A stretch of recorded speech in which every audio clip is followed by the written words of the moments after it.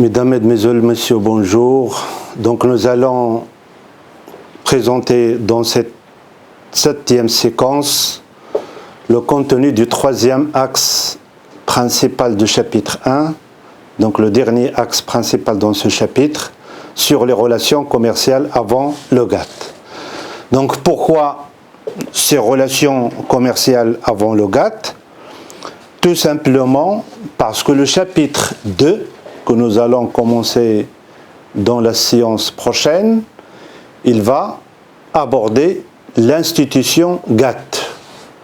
Donc cette institution, on va l'étudier sur le plan des instances, la naissance de l'institution, le pourquoi de l'institution du GATT, ces instances, comment elles fonctionnent et quelle est la philosophie adoptée pour gérer les affaires du commerce international. Donc, nous l'avons précisé dans les séances précédentes, le commerce international n'a pas commencé avant le GATT. Le GATT, il a vu le jour en 1947, c'est-à-dire après la Deuxième Guerre mondiale. Donc cette institution, il est venu pour encourager et développer le commerce international. Mais avant l'arrivée du GATT, il y a des relations commerciales entre les États, il y a des relations commerciales entre les États du monde. C'est ce que nous allons essayer de présenter dans cet axe 3. Comment ils sont gérés ces relations et ces politiques commerciales. C'est-à-dire comment les États se sont comportés durant le 19e siècle et le début du 20e siècle, et principalement la période de l'entre-deux-guerres, comment ils se sont comportés les unes avec les autres. Donc pour exposer le contenu de cet axe, nous allons présenter deux éléments. Le premier, c'est le libre-échange et le protectionnisme du 19e siècle. تبادل الحر والسياسات الحمائية في القرن التاسع عشر. Puis un deuxième élément sur le protectionnisme adopté par un certain nombre de pays durant la période de l'entre les deux guerres.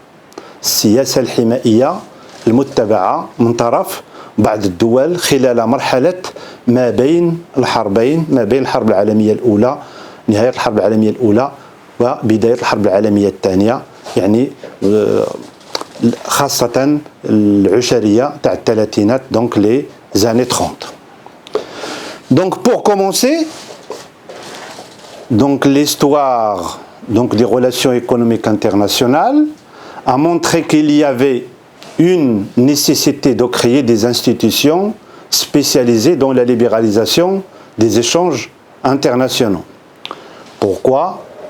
À cause des éléments que j'ai cités dans la première ou la deuxième séquence, le fait qu'il y ait des relations commerciales entre les États, donc le fait que les États n'ont pas les mêmes centres d'intérêt, donc automatiquement il y a des possibilités de conflit. Donc pour développer le commerce international, il faut mettre en place des instances pour contribuer et faciliter cette libéralisation du commerce international. Mais les désordres qu'a connus l'économie mondiale à plusieurs reprises a favorisé la montée des politiques protectionnistes. Donc à chaque fois qu'il y a un problème de crise où il y a une influence d'auteurs particuliers, donc les responsables étatiques adoptent des politiques protectionnistes pour se protéger des effets négatifs d'une crise, par exemple. Donc, que ce soit durant le 19e siècle, le القرن التاسع عشر, ou durant la période de l'entre-deux-guerres, ou même durant la période des années 80, où certains auteurs parlent du retour du protectionnisme, c'est-à-dire ce que certains appellent les néo-protectionnistes, c'est-à-dire ceux qui favorisent des politiques protectionnistes. Donc dans les paragraphes qui suivent, nous allons aborder les caractéristiques de ces politiques, c'est-à-dire la politique protectionniste et la politique de libre-échange durant les 2 siècles précédents, le 19e siècle et le 20e siècle. Donc on va commencer par libre-échange et protectionnisme dans le 19e siècle pour voir quels sont les acteurs importants qui ont adopté les politiques protectionnistes et quels sont les acteurs qui ont adopté les politiques de libre-échange. Donc, pour commencer, on va faire un petit aperçu dans le rétro, voir ce qui existait avant, c'est-à-dire dans le stade de développement antérieur au capitalisme, l'ancien régime était favorable donc aux barrières douanières. في مرحلة ما قبل الرأسمالية النظام اللي كان نظام حمائي. Pourquoi? La question c'est pourquoi? Tout simplement parce que les États, une grande partie des États à l'époque, ils se basent sur les droits de douane pour alimenter le budget de l'État. Donc le budget de l'État, donc pour payer les fonctionnaires, pour payer les militaires, pour payer ceci et cela, il a besoin de recettes financières. Donc les barrières, les droits de douane, le huquq al-jumrukiya, ils sont utilisés dans le budget, ils constituent une part importante donc du budget de l'État. Donc le régime antérieur au capitalisme, c'est un régime qui est beaucoup plus protectionniste. Le libre-échange en tant que politique, en tant que comportement commercial ou politique de la part des États, ne commence à poser ou à se poser qu'au XIXe siècle, quand les auteurs classiques commencent à aborder ces avantages pour les États ou pour les nations. C'est pour ça que j'ai parlé tout à l'heure d'un comportement des décideurs étatiques, soit qui est influencé par une crise, donc ce décideur étatique met en place une politique protectionniste pour se protéger des effets négatifs donc d'une crise qui peut venir de l'extérieur. Mais aussi, ces décideurs politiques peuvent en quelque sorte mettre en place une politique protectionniste parce qu'ils sont influencés par des auteurs. تكونوا تأثروا بالكتابات بعض الباحثين اقتصاديين في المجال. Donc, Ricardo estime que le libre-échange permet la spécialisation internationale et l'éloignement de la stagnation, économique. Donc, ceux qui vont être influencés par Ricardo, automatiquement, ils vont adopter des politiques libre-échangistes. Pourquoi? Parce que pour lui, pour Ricardo, là, le libre-échange, il permet la spécialisation internationale, donc tout le monde va gagner, et ça nous l'avons expliqué dans les théories que nous avons exposées dans l'axe relatif au fondement théorique des relations économiques internationales. Mais ce principe, Ricardo, ce principe est remis en cause par d'autres auteurs qui ne sont pas sur la même ligne que Ricardo. Ils ne sont pas sur la même ligne que Ricardo, pardon. Ça veut dire quoi? Ça veut dire qu'ils vont défendre le protectionnisme. Du coup, on va voir tout au long du 19e siècle, on va voir des phases de libre-échange et des phases de protectionnisme qui se succèdent les unes après les autres. توالي فترات سيادة التبادل الحر وفترات سيادة سياسات الحمائية الاقتصادية. Donc phase du libre-échange qui s'étend du début du siècle jusqu'à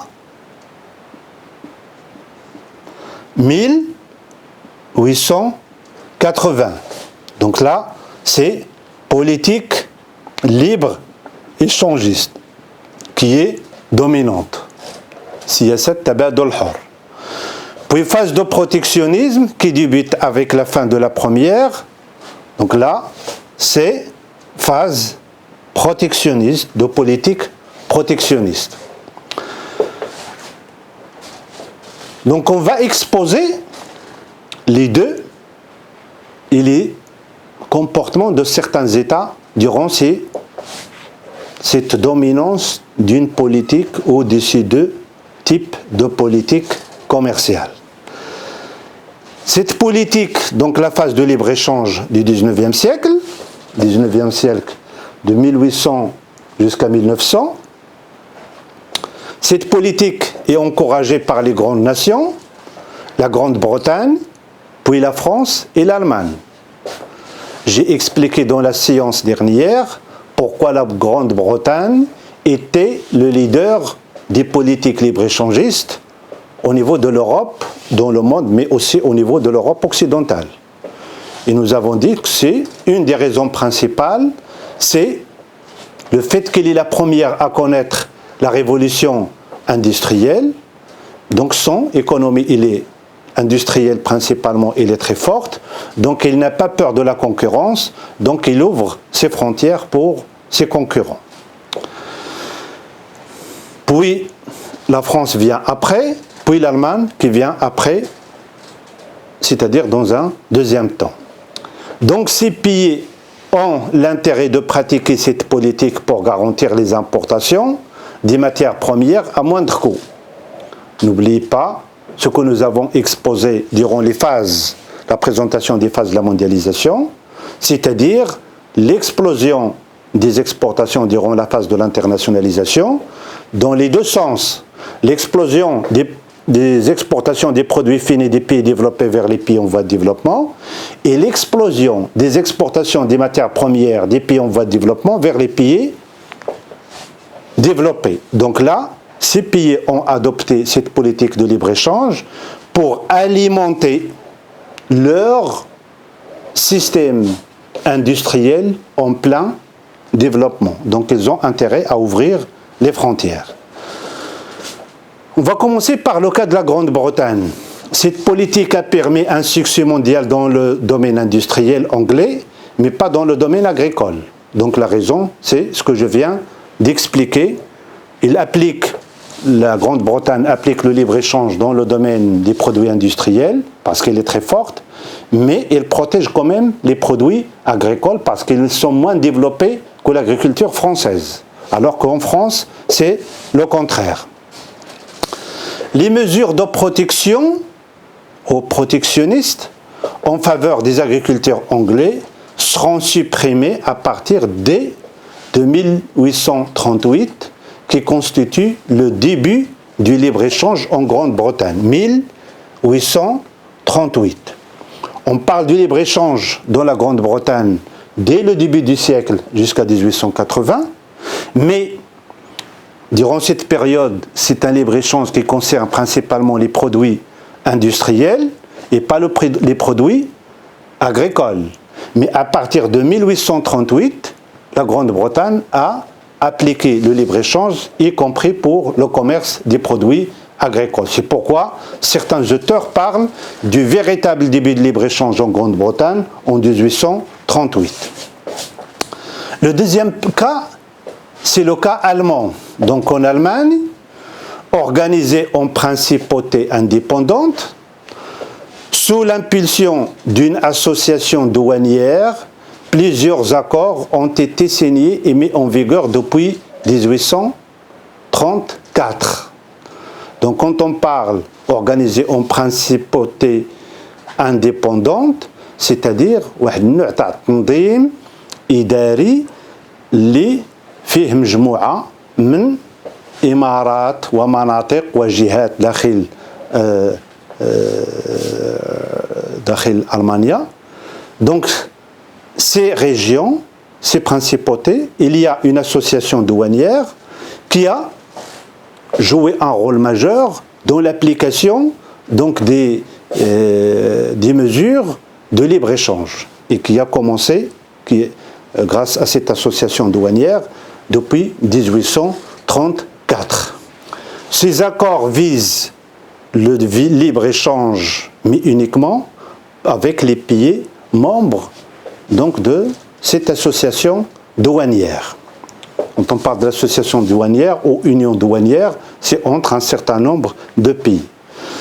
En plus de signature de traités avec la France, c'est-à-dire l'Allemagne a signé un traité avec la France en 1862, et avec la Grande-Bretagne en 1865, qui ont conduit à une libéralisation provisoire des échanges. Donc le cas allemand, il est spécial. Il y a une association douanière avec un certain nombre de pays qui a mis en place la politique libre-échangiste depuis 1834. Puis après, il a signé des accords de libre-échange avec la France en 1862, puis avec la Grande-Bretagne en 1865. Le cas français. La France est restée un pays protectionniste durant toute la première moitié du XIXe siècle. C'est-à-dire qu'il faut attendre 1850, la deuxième moitié, le début de la deuxième moitié du XIXe siècle. La volonté donc de la France de s'ouvrir sur l'extérieur n'a commencé qu'au début de la deuxième moitié du XIXe siècle et il est concrétisé avec la signature de l'accord avec la Grande-Bretagne en 1860. Donc c'est un pays qui a resté longtemps protectionniste. Pourquoi? Pour se protéger de la concurrence donc de la Grande-Bretagne qui est très puissante à cause des éléments que nous avons déjà exposés auparavant. La deuxième grande phase, c'est la phase protectionniste de la fin du XIXe siècle et début du XXe siècle. Fin du XIXe siècle, début du XXe siècle, c'est la deuxième phase principalement caractérisée par le protectionnisme. تطبيق السياسة الحمائية من طرف العدد من الفاعلين الدوليين على مستوى التجارة الدولية. Donc à l'exception de la Grande-Bretagne, la Hollande, le Danemark, dans les autres pays, il y a un retour au protectionnisme pour plusieurs raisons. Même la France, même l'Allemagne, que nous avons vu il y a quelques instants, ils ont signé des accords entre eux de libéralisation du commerce et des échanges. Donc la fin du XIXe siècle, à partir de 1880 et le début du XXe siècle, ces pays-là, ils vont revenir en arrière, ils vont essayer de remettre en place des politiques protectionnistes pour se protéger donc de la concurrence extérieure. Pourquoi? La question c'est pourquoi ce retour au protectionnisme? D'abord la défense du protectionnisme de la part d'un certain nombre de chercheurs. إذن عملية التأثير اللي أشرت إليها قبل قليل تأثير بعض الباحثين الاقتصاديين على الفاعلين السياسيين. Donc là, deux auteurs importants ont eu une influence dans ce domaine, l'allemand Frédéric List et l'américain Henri Carré, par exemple, ont eu des influences très importantes à ce propos. Donc l'auteur allemand Frédéric List insiste en 1841 sur la nécessité de protéger l'industrie allemande naissante, Bidayat al-Mishwar, de la concurrence britannique. Et il dit que ça, il est valable pour toutes les autres industries naissantes dans tous les pays du monde. Donc il est pour la protection des industries naissantes, Himayat Sina'at al-Jadida, et pas pour un protectionnisme total. Donc il ne plaide pas contre un refus total du libre-échange. Pour lui, la protection ne doit concerner que l'industrie. En revanche, l'autre auteur, donc américain Henri Carré, qui a publié en 1859 les principes de la science sociale, où il défendait un protectionnisme extrême, puisqu'il estime que la protection doit concerner à la fois le secteur industriel et le secteur également agricoles. Donc la succession, donc ça c'est le facteur 1. Pourquoi ces pays, ou la majeure partie des pays, sont revenus aux politiques protectionnistes? Donc la première raison, c'est l'influence de ces deux auteurs qui défendent les politiques protectionnistes. Le deuxième facteur, العامل الثاني اللي كيفسر الرجوع هذه الدول إلى السياسة الحمائية, c'est la succession de crises économiques. Donc la plupart des auteurs avancent principalement la crise de 1873, mais aussi celle de 1879. Donc en cas de crise, donc les opinions publiques réclament des mesures de protection. Ce qui est normal, chaque fois. Donc nous l'avons vu rien que cette année 2020, avec la propagation donc, de la pandémie du coronavirus, on a constaté quoi? Qu'un certain nombre de pays essayent de limiter leurs relations avec l'extérieur et ils essayent de valoriser leurs produits nationaux. Le Maroc également ne fait pas exception. Et là, vous avez entendu des campagnes de publicité dans les différents supports médiatiques dans lesquels l'État demande ou essaye d'encourager les entreprises marocaines à produire des produits. Ça, nous l'avons vu dans la production des bavettes, nous l'avons vu dans la production de certains nombres de produits désinfectants, nous l'avons vu dans ainsi de suite. Donc cela montre quoi? Qu'on est dans un contexte de crise qui n'est pas économique, mais c'est une crise sanitaire, mais qui a des retombées économiques et dans lequel donc l'État a essayé de limiter en quelque sorte les importations de certains produits qui peuvent être produits au niveau du territoire national. Donc en France, pour mettre en exécution cette politique protectionniste, une taxe d'environ 15% est instaurée sur les importations du blé en 1885. Une taxe de 15% sur les importations de blé, donc il sera élevé, relevé après.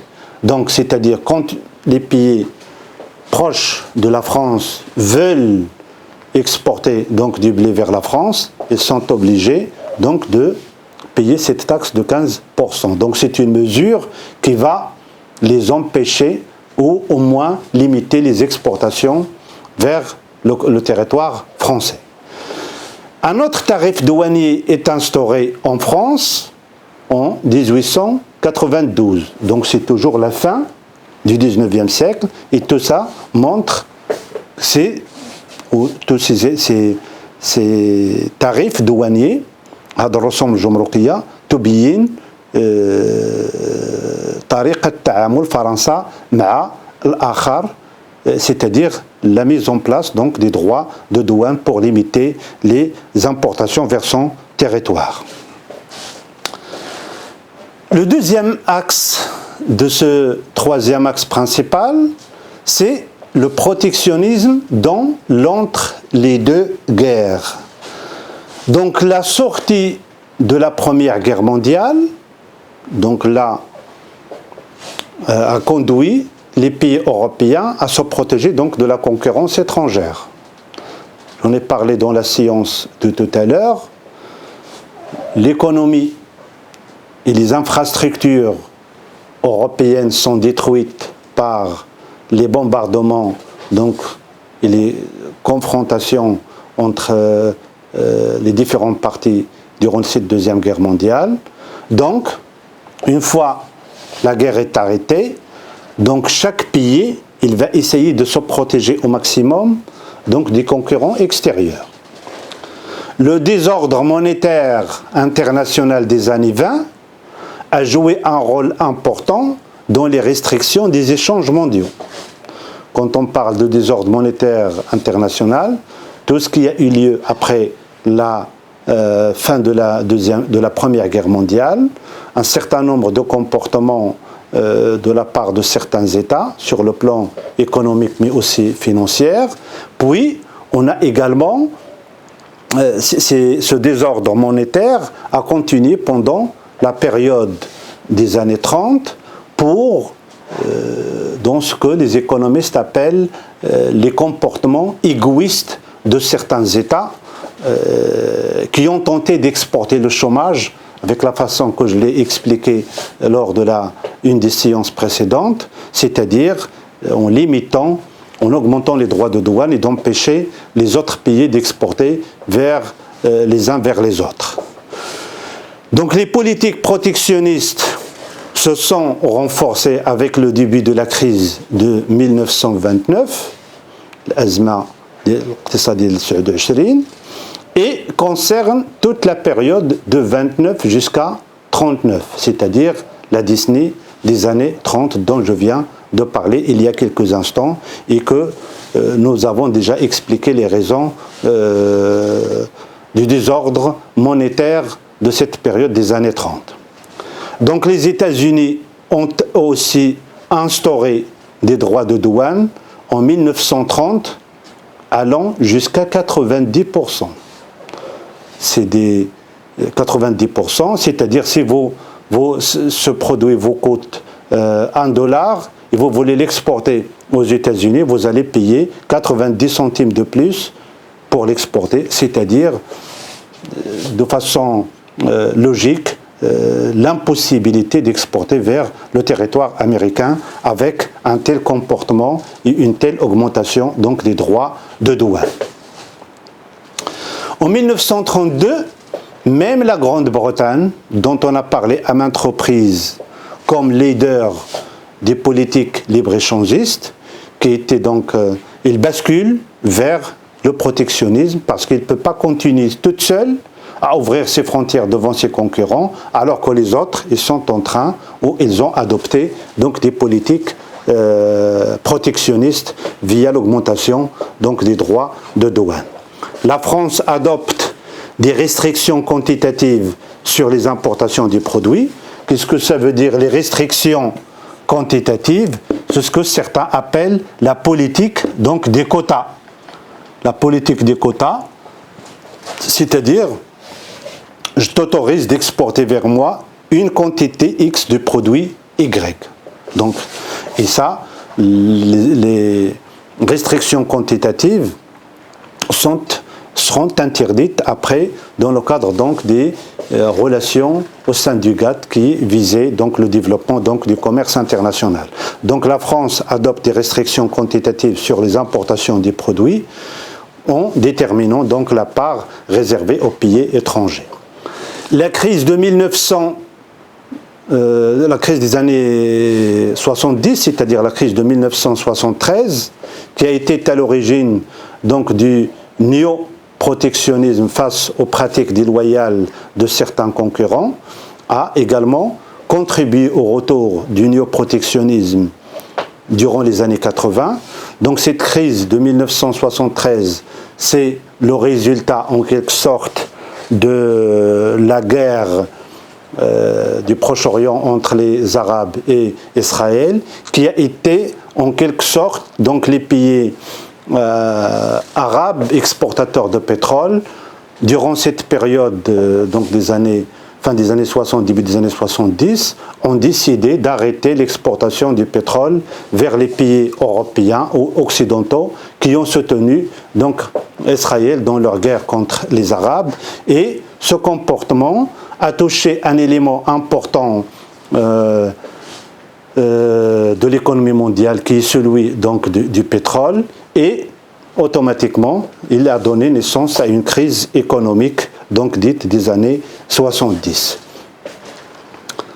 L'Union, c'est pour cela on parle du protectionnisme qui est venu durant les années 80 comme néo-protectionnisme, يعني الحمائية الجديدة والمدافعين عليها تسموا بالحمائيين الجدد les néo-protectionnistes.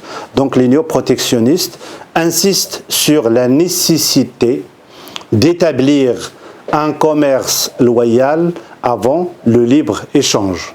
Donc pourquoi? Parce que les années 80, ça on va le voir dans le chapitre à venir, c'est là où il y a eu le lancement du dernier cycle de négociation du GATT, c'est le cycle de l'Uruguay. Et durant cette période-là, il y a beaucoup donc de conflits au niveau du commerce international entre principalement les grands acteurs du commerce international à cette époque, c'est-à-dire l'Union européenne ou la CE et l'Union européenne contre donc les États-Unis. Pourquoi? Pour des raisons qui concernent le contrôle ou qui va avoir la plus grande partie donc du gâteau du commerce international. Donc cette concurrence a fait que certains économistes appelés les néo-protectionnistes, ceux qui sont pour l'application des politiques protectionnistes, disent qu'avant d'aller vers le libre-échange qui évolue par le GATT durant cette période des années 80, il faut d'abord mettre en place les règles d'un commerce loyal. Donc merci donc de votre attention et à bientôt dans la séance prochaine.